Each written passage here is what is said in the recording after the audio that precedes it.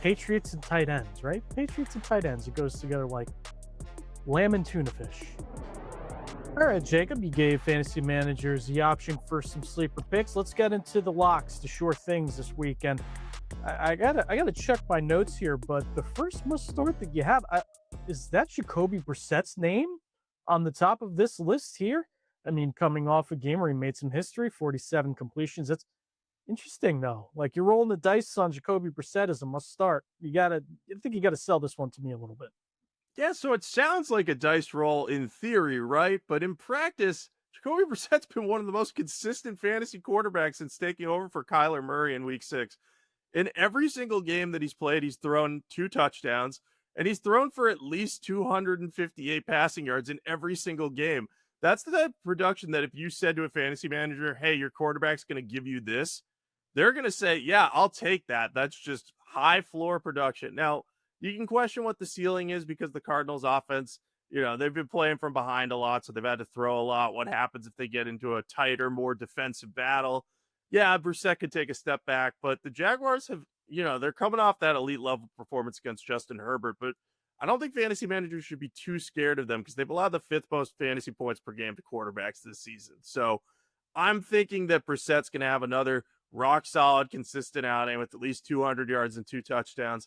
If you can just hang your hat on that, especially in a week where you're not going to have Bo Nix or Jaden Daniels or Justin Herbert, that's a good thing to kind of have in your back pocket, just a guy this consistent. Injuries suck, as we know, with Kyler Murray out, but injuries also suck in the backfield, especially when it comes to Josh Jacobs, right? He's a guy that's week to week. Thankfully, it's not more serious, but Packers are going to have to turn to other options in the backfield. And Emanuel Wilson is a guy who you have on your list here as a must start this week, Jacob.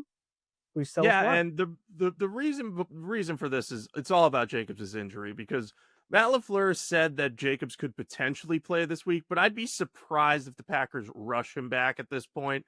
And if Jacobs does not play, Emmanuel Wilson is going to take on the workhorse role. You want to know why, Joe? There's a running back behind Emmanuel Wilson, right? Their third string back, Chris Brooks. You know how many carries he has this year? 3. Tell Just me. Three. 3 carries. Three. Three Three. That's not a carries. lot of carries. Yeah, That's not not I at don't need all. to go to my abacus for that. Yeah.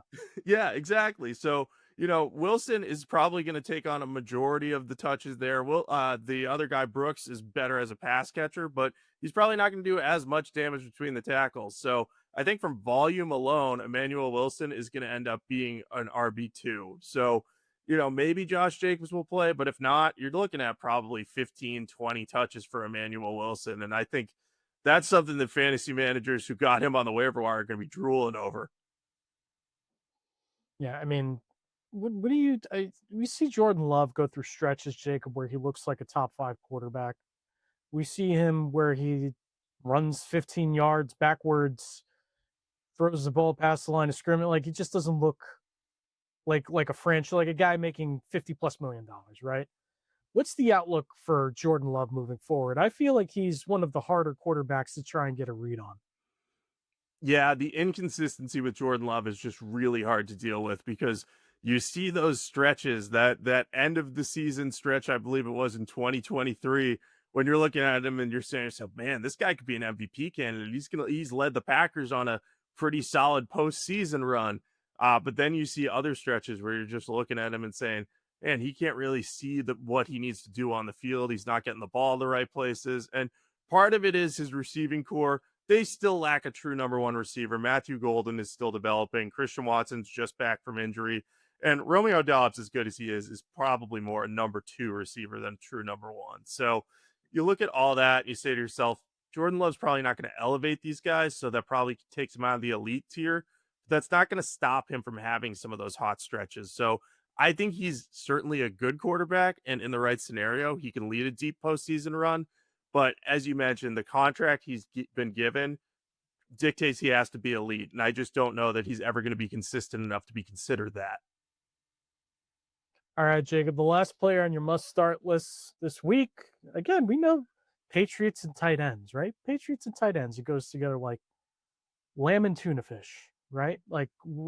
So this week though, you have Hunter Henry as a must start. I think that's safe, relatively speaking. tight end is a fantasy wasteland, but why is Hunter Henry a must start in your estimation? Yeah, Joe, I've been talking to you ad nauseum about this because I'm just baffled by how terrible the Bengals defense is against tight ends. It's just absolutely terrible. They've allowed the most touchdowns to the position by far. They've given up 12 receiving touchdowns. I think no other team has given up more than 8. And yeah, the Bengals didn't allow one last week against the Steelers, which good for them, but they still let Darnell Washington and Pat Fryermuth combine for 86 yards on 5 catches.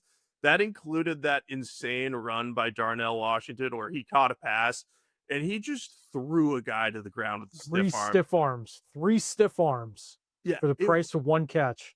it was Let's see it. insane. I love Darnell Washington. That dude is the size of an offensive tackle and he's playing tight end. So we love that guy. But it just goes to show that this Bengals defense isn't really built to stop tight ends. And Hunter Henry, while his volume hasn't always been there, he plays with one of the best quarterbacks in the league right now in Drake May. So I think he's a good bet to have a rock solid, productive game and potentially get into the end zone against this absolutely horrible defense against tight ends. All right, Jacob, we hit him with some sleepers, we hit him with some must starts, but the guys to avoid, right? Like you can't risk these guys playing on. What's this? It's the same thing as Jacoby Brissett. I'm looking at my notes here, and you have Dak Prescott as a must sit this week. You're a curious decision. Tell me why, Jacob. Yeah, look, I understand that there are a lot of fantasy managers out here who are going to see this and say, I can't sit Dak Prescott. I don't have another quarterback. That's fine. You can still start him, but his ceiling and floor combination is not very good this week. He's playing an Eagles defense that hasn't allowed a quarterback to log multiple passing touchdowns against it since week 4. And we saw in week 1, Prescott kind of have some issues against this Eagles defense. He only threw for 188 yards, and he didn't have a touchdown in that game. So I don't know that he'll have a repeat performance of that. I think he'll be a little bit better. I think he probably finds his way into the end zone once.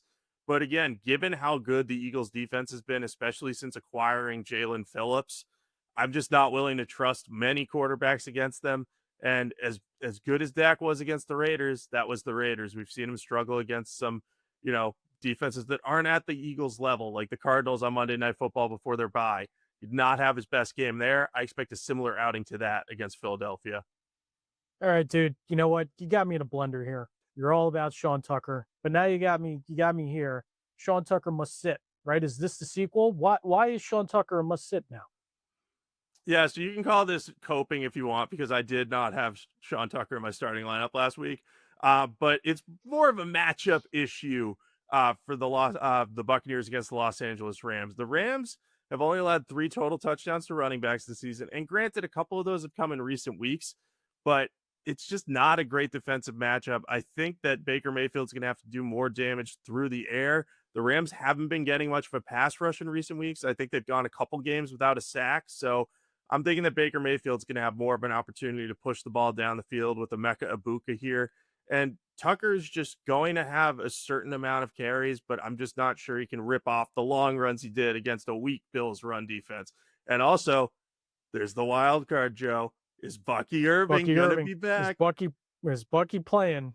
We've been asking ourselves this every week for like the last 10 weeks now. It's incredible. It's absolutely incredible. I mean, saw him on the practice field last week. Who knows? If Bucky does play, what are fantasy managers looking at here? Is he like an instant must start guy? Yeah, Bucky would be a must start right away. He's just too talented to keep off the field.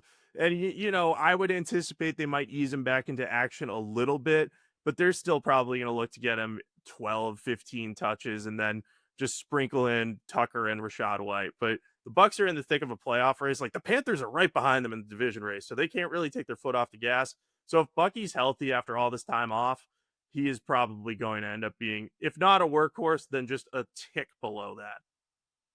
All right, Jacob, the last guy on your must-sit list this week, Ricky Pearsall, playing at the Panthers. There's Chris Bumbaca's Panthers, mind you, those feisty cats out there in Carolina.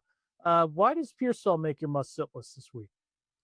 Yeah, so we saw Pearsall return last week against the Cardinals, which is the good news. The bad news is he had 1 catch for 0 yards. So just watching him play, I think it might take him some time to work back into game shape. You're saying the same thing about Brock Purdy, too. Purdy was playing his first game in several weeks. It's only his 3rd start of the season. He hasn't made consecutive starts yet while dealing with that toe injury. So there's just a little bit of uncertainty there. with these two guys. So I'm willing to say, hey, let's leave Pierce Hall on the bench until he shows me that he's fully healthy. And hey, the Panthers, they've given up the fifth fewest fantasy points per game to wide receivers. They're much weaker against running backs and tight ends. So I'm expecting Christian McCaffrey and George Kittle to do kind of a bulk of the work in this one. All right, partner. They can't say you're all hat and no cattle anymore, whatever that means. Last week, Big Take, Jake, you told them fantasy managers out there Bijan Robinson would have 150 yards and a touchdown. Now, it's close but no cigar. Bijan had 141 scrimmage yards and 2 touchdowns. So maybe you undersold it a little bit, partner. But this week, let's get a bullseye. Tell fantasy managers, Big Take, Jake, your boldest, hottest, steamiest prediction for week 12. All right, partner. This week we're going to be saddling up with Kyren Williams, put a hurt on the Buccaneers. In a different way than usual, though, Mr. Rivera. Now, this is Simon Pure. Tampa Bay has allowed a league-high 596 receiving yards to running backs this year. That's the most in the NFL by more than 100 yards. Kyren ain't known as a top-tier receiving back, but expect him to burn the breeze with a career-best receiving total and post 75-plus yards through the air. We'll throw in a touchdown and maybe equal rushing yards on the ground, so we've got another 150-yard, 1-touchdown projection for Big Take Jake.